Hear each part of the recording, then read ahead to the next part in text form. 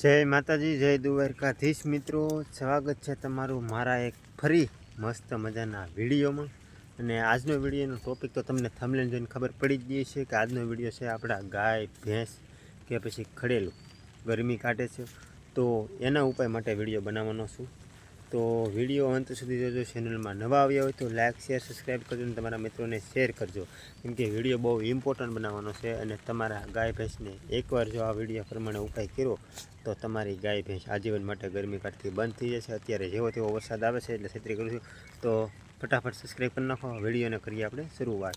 તો મિત્રો, તમારે કાંઈ કરવાનું નથી. આપણે સોપારી, તો આપણે ઘણા મિત્રો ઓળખતા જ હશે કે હોપારી. તો હોપારીમાં મિત્રો છે ને તમારે કાંઈ કરવાનું નથી. હોપારી 2 થી 3 હોપારી લેવાની છે અને એને શેકી નાખવાની છે મસ્ત મજાની. એટલે હાવ બળી જાય એવી નહીં, મીડિયમ જેવી શેકી નાખવાની હોપારી શેકીને પછી તમારે એને આમ લોટ કરી નાખવાનો હાવ, એટલે હાવ મસ્ત મજાનું. અને પછી એની માલપા તમારે 100 ગ્રામ જેટલું ઘી, જો તમારે ભેંસની એવી પરિસ્થિતિ હોય ગરમી કાઢવાની તો ભેંસનું ઘી લેવાનું 100 ગ્રામ જેટલું. અને બાકી તમારે ગાયને ગરમીનું હોય તો ગાયનું, અને ભેંસનું હોય તો ગાયનું. આવું બંને જેનું હોય એનું નહીં લેવાનું, બીજાનું લેવાનું. ને બાકી પછી તમને હું કહું તો મિત્રો, જો ગરમી કાઢવાનું અહેસાસ ક્યારે બતાવે ખબર તમને? ખડેલું હોય કે ભેંસ હોય તો એ ગરમી કાઢવાનો અહેસાસ એવા બતાવે કે એમાં મેન વસ્તુ શું હોય ખબર? મેન પ્રોબ્લેમ તો કે મેન પ્રોબ્લેમ એ ગરમ વસ્તુ. આ કપાસિયા છે એ વધારે પડતા મિત્રો, તમે અત્યારે જાણો છો કે કપાસિયામાં અત્યારે ઝાઝા ભાગના લોકો કોરોઝન ને એવી બધી દવા છાંટતા હોય, તો એ બધું કપાસિયા, એ ઈળુવાળો કપાસિયા કાઢે તો એ માલને હાનિકારક છે ને નુકસાન કરે. આવું બધું વધારે પડતું જો ગરમ ખાઈ જાય ને, જ્યારે ગાભણી હોય ત્યારે આપણે મિત્રો કહેતા હોય તો ડાંગા ખડ, હાથી ખડગી, તો એ બધું ગરમ વસ્તુ આવે ને. ગરમ વસ્તુ ખવડાવીએ આપણે ગાભણી હોય એટલે એને ગરમી સડે ને, એટલે એ અહેસાસ બતાવે ગરમી કાઢવાનો.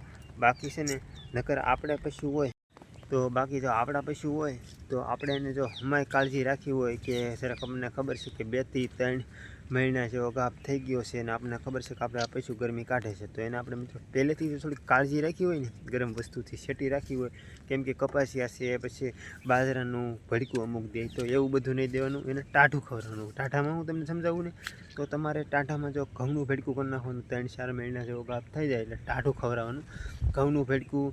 પછી આપણે નીરાવ કહી તો આપણે ઝીઝવો છે, પછી ઝાર છે, લીલી હોય તો કોઈ પ્રોબ્લેમ નથી, તો લીલી ઝાર ખવડાવો. મકાઈ છે તો મકાઈ ખવડાવો. તો આવું તમે એને વસ્તુ ખવડાવશો ને તો તમારા પશુને લોહી સડશે અને તાકાતવાર બનશે. અને એને લોહી સડશે એટલે ચરબી વધશે એટલે તમારે એની કિંમત પણ વધી જાય પશુની. તો આવું વસ્તુ ખવડાવવાથી ને ગરમી કાઢે છે. તો એ ગરમી હવે તમને નહીં કાઢે તો આપણે ક્યાં ભેગા થયા? તો કે સોપારી શેકી નાખવાની. સોપારી શેકીને એને મસ્ત મજાનો ભૂકો કરી નાખવાનો. 100 ગ્રામ જેટલું ઘી લેવાનું. ભેંસને ગરમી હોય તો ગાયનું લેવાનું, ગાયને ગરમી હોય તો ભેંસનું લેવાનું. તો ના ભેગું છું મિત્રો. એ પછી તમારે એને મિક્સ કરવાનું. કેવી રીતે મિક્સ કરવાનું? તો કે ઘી અને હોપારી બંનેને મિક્સ કરી નાખવાની. મિક્સ કર્યા પછી તમારે તમારા પશુને તમારે કહેતા હોય તો ખાંડ દેતા હોય તો ખાંડમાં નાખી દેવાનું. કેટલું નાખવાનું ખબર? તો કે તમારે 4 થી 5 ચમચી જેટલું નાખવાનું. આપણે આ મલાઈ બનાવી હોય ને એને 4 થી 5 ચમચી નાખવાની. બાકી કોઈ પણ વાસણમાં તમારે ભરી લેવાનું. એવું તમારે કન્ટિન્યુ 2 વાર પ્રયોગ કરશો ને એટલે તમને રિઝલ્ટ 100% મળશે. મેં અનુભવ કર્યો એટલે તમારી સુધી લાવ્યો છો, તો અનુભવ કરવો એટલે તો આપણે આ વિડીયો બનાવી. બાકી ન બનાવી તો તમને 100% રિઝલ્ટ મળશે મિત્રો. અને બાકી તો બીજું હું કહેતો હતો, તો બાકી તો તમારે ગરમી કાઢતી બંધ થઈ જશે, પણ આવી રીતે કરવાનું છે. 100 ગ્રામમાંથી બીજો વધારે પડતું વાસણ બને. આજનો વિડીયો ગમ્યો હોય તો લાઇક શેર સબસ્ક્રાઈબ કરી નાખો. તમારા માટે આવા નવા ઇમ્પોર્ટન્ટ વિડીયો હું લાવતો રહી. તો મળું નવા વિડીયો સાથે. બાય બાય, જય માતાજી.